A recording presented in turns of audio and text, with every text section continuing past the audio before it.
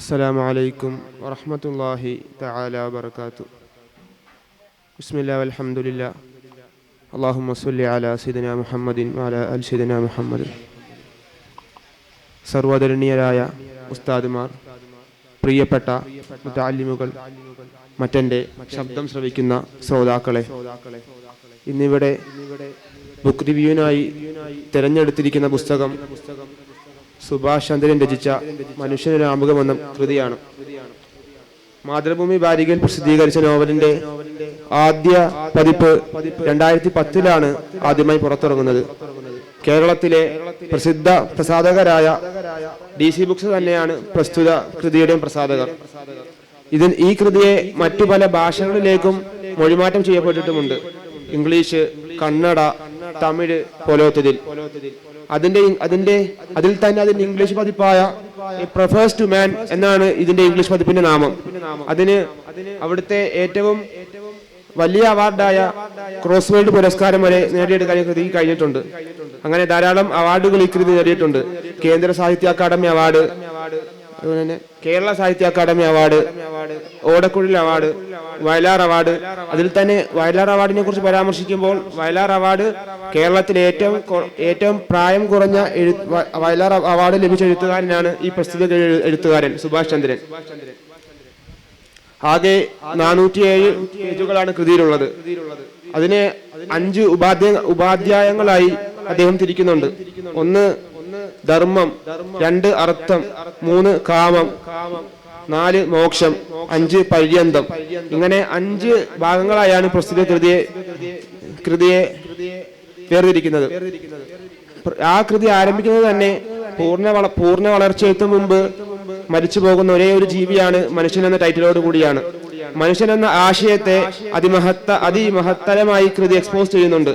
ഗ്രന്ഥത്തിന്റെ ഓരോ ഭാഗങ്ങളും നമുക്കത് മനസ്സിലാക്കാൻ സാധിക്കും.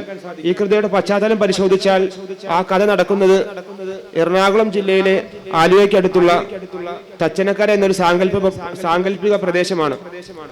ആ നോവൽ മുഴുവൻ വായിച്ചതിന് ശേഷം അങ്ങനെ ഒരു തച്ചനക്കര എന്ന് പറയുന്ന ഒരു പ്രദേശമുണ്ടോ എന്ന് നാം ചിന്തിക്കും.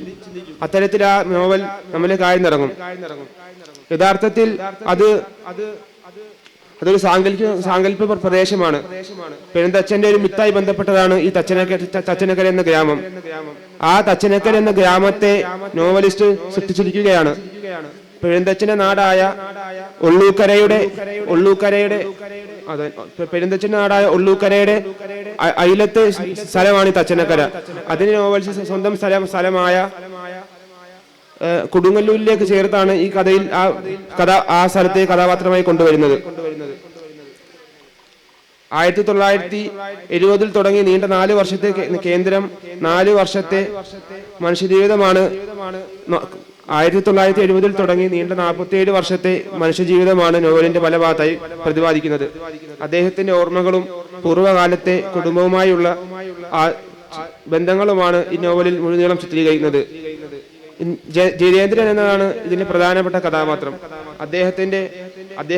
അദ്ദേഹത്തിന്റെ കാമുകി ആൻമേരിയുമായി പ്രണയിച്ച കുറിപ്പുകളിൽ ബന്ധപ്പെടുത്തിയാണ് നോവൽ പൂർണ്ണമാകുന്നത്. മറ്റൊരു പ്രധാന കഥാപാത്രം നാറുപിള്ളയാണ്. പിന്നെ അദ്ദേഹത്തിന്റെ കുടുംബവും, അദ്ദേഹത്തിന്റെ ഭാര്യ കുഞ്ഞുമ്മ, അവരുടെ 6 മക്കൾ, അവരിലുണ്ടാകുന്ന മാറ്റങ്ങൾ, അവരുടെ ആവാസ വ്യവസ്ഥയിൽ ഉണ്ടാകുന്ന മാറ്റങ്ങൾ, ജീവിത വ്യവഹാരത്തിലുണ്ടാകുന്ന മാറ്റങ്ങൾ, അന്നത്തെ സമകാല രാഷ്ട്രീയത്തെ പറ്റിയും നോവലിൽ ചർച്ച ചെയ്യുന്നുണ്ട്.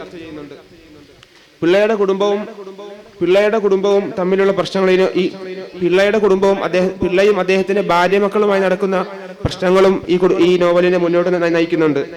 മനുഷ്യന്റെ നശ്വരതയും നൈമിഷികതയും ഇത്രത്തോളം സ്പർശിച്ച ഒരു കൃതി മലയാളത്തിൽ ഇല്ലെന്ന് തന്നെ പറയേണ്ടി വരും.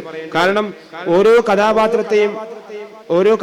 കഥാപാത്രത്തെയും സന്ദർഭങ്ങളെയും പൂർണ്ണതയോടെ അവതരിപ്പിക്കാൻ ആ നോവൽസിന് കഴിഞ്ഞിട്ടുണ്ട് എന്നുള്ളതാണ്. യഥാർത്ഥത്തിൽ 100ഓളം കഥാപാത്രങ്ങൾ ഈ കൃതിയിൽ കടന്നു വരുന്നുണ്ട്. ആ 100ഓളം കഥാപാത്രങ്ങൾ, ശക്തമായ 100ഓളം കഥാപാത്രങ്ങളാണ് ഈ കൃതിയുടെ ഓരോ ഭാഗങ്ങളിലും കടന്നു വരുന്നത്. ആലുവ പുഴ, മാർത്താണ്ഡവർമ്മ പാലം, കിണറ്റിൽ വീണ ഒരു ആമ, തുളിക്കര എന്ന് പറഞ്ഞ ഒരു ആമ, തച്ചനക്കരയിൽ പലചരക്ക് കട നടത്തുന്ന ഒരു കുടുംബം, അവിടെ തന്നെ ബാർബർ ഷോപ്പ് നടത്തുന്ന മറ്റൊരു കുടുംബം. ഇങ്ങനെ കഥാപാത്രങ്ങളുടെ ഒരു നീണ്ട നിരയാണ് നോവലിൽ കാണാൻ സാധിക്കുന്നത്. ഇതിനെ തച്ചനക്കര ഗ്രാമവുമായി ബന്ധപ്പെട്ട് 1970കളിലും അതിനു മുമ്പുണ്ടായിരുന്ന തലമുറകളുടെ കഥയാണ് പ്രസ്തുത നോവലിൽ കേന്ദ്ര കഥാപാത്രമായി വരുന്നത്. അത്തരത്തിലുള്ള കൃതിയാണ് മനുഷ്യന്റെ ആമുഖം. ഭാഷയുടെ ശൈലിയിലും നവ ആഖ്യാന ശൈലിയിലൂടെയും മലയാള നോവൽ സാഹിത്യത്തിന് പുതിയൊരു പ്രപഞ്ചം രൂപപ്പെടുത്തിയെടുക്കാൻ നോവലിസ്റ്റിന് കഴിഞ്ഞിട്ടുണ്ട്.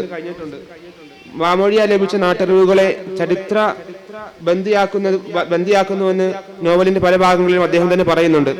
അത് പല ഭാഗത്തും കാണുന്നുമുണ്ട്. ചരിത്രപരമായി കൂട്ടിയോജിപ്പിച്ചുകൊണ്ട് അക്കാലത്തെ പല സംഭവങ്ങളും പറയാൻ നോവൽസിന് കഴിഞ്ഞിട്ടുണ്ട്. അക്കാലത്ത് സാമൂഹിക രാഷ്ട്രീയ ചലനത്തെ പല കാരണങ്ങളിലായി നോവലിസ്റ്റ് വിവരിക്കുന്നത് കാണാൻ സാധിക്കും. ഇത് മനുഷ്യരുടെ മാത്രം നോവലല്ല എന്നുള്ളതാണ് മറ്റൊരു പ്രത്യേകത. അതിൽ പ്രകൃതി, രാഷ്ട്രീയം, കാമം ഇത്രയധികം ആഴത്തിൽ മറ്റൊരു മലയാള സാഹിത്യകാരനും ഇങ്ങനെ ഒരു മലയാള കൃതി രചിച്ചിട്ടില്ലെന്ന് തന്നെയാണ് മനസ്സിലാക്കാൻ സാധിക്കുന്നത്. അവിടെ അക്കാലത്തുണ്ടായിരുന്ന മോട്ടോർ സൈക്കിളിൽ നിന്ന് റിക്ഷകളിലേക്ക് രൂപാന്തരപ്പെട്ട കഥയും അങ്ങനെ ഒരു തലമുറയുടെ കഥ അല്ലെങ്കിൽ ഒരു നൂറ്റാണ്ടിന്റെ കഥയാണ് അദ്ദേഹം ശുചിമുറികളുടെ കഥ. ഇങ്ങനെ ഒരു നൂറ്റാണ്ടിന്റെ കഥയാണ് അദ്ദേഹം നോവലിലൂടെ പറഞ്ഞു വെക്കുന്നത്. 1900 മുതൽ 2020 വരെയുള്ള കാലഘട്ടത്തിൽ നമ്മുടെ നാട്ടിൽ ഉണ്ടായ മാറ്റങ്ങളെല്ലാം അദ്ദേഹം പ്രസ്തുത കൃതിയിൽ വിവരിക്കുന്നുണ്ട്. അവസാനമായി ഈ ജിതേന്ദ്രൻ എന്ന വ്യക്തിയുടെ മരണത്തെ കുറിച്ച് പറയുമ്പോൾ അദ്ദേഹം ഇളയരാജയുടെ ഒരു പാട്ട് കേട്ടുകൊണ്ടിരിക്കുമ്പോൾ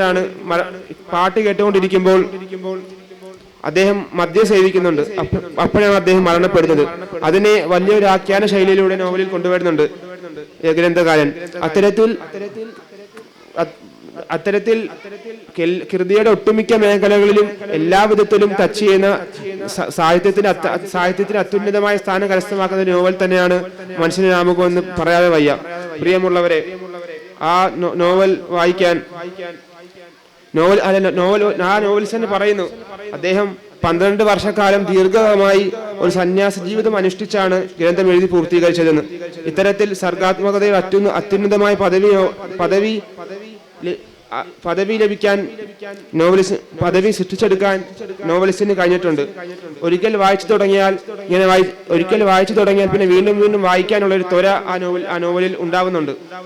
നോവലിന്റെ പല ഭാഗങ്ങളിലും നമ്മൾ വായിച്ചു കഴിഞ്ഞാൽ പുതിയ ചിന്തകൾ രൂപാന്തരപ്പെടുന്നതായി മനസ്സിലാക്കാൻ സാധിക്കുന്നുണ്ട് ആ നോവലിൽ നിന്ന്.